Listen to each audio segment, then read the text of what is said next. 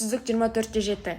Дәл осындай атаумен аудандық ата-аналар жиналысы өтті. Мақсат бала қауіпсіздігіндегі ата-ананың рөлін айқындап, оларға педагогикалық кеңес беру.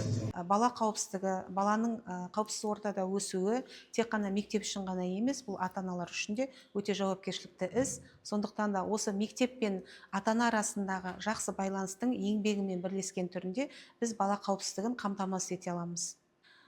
Жалпы ата-аналар жиналысы бізде үнемі аудан бойынша әр 90-ның қорытындысы бойынша өткізіліп тұрады, және бұл жиналыстар бүгінгі біздің жиналысымыздың ерекшелігі онлайн форматта, ал жалпы жиналыстар 100-100 кездесулер арқылы бірнеше рет өткізіліп, ата-аналарымыз белсенді қатысып, өз ойларын айтып, пікірлерін айтып, үнемі біздің жиналыстарымызға келіп отырады.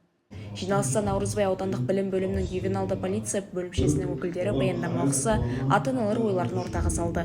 Себебі біз әрдайым байланыста тұрамыз мұғалімдермен, және балалардың қауіпсіздігі үшін біз өз ата-ана сияқты жауап береміз. Және мына мектеп ішінде мұғалімдер де жауап береді, соның бәрін біз біліп отырамыз. Жиналыстардың арқасында.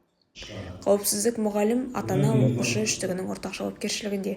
Ал мұндай іс-шаралар оның берік теңізі саналады. Забира Якуб, Мейлі Ғайсарқызы, Ұрпағым Медиа, Алматы.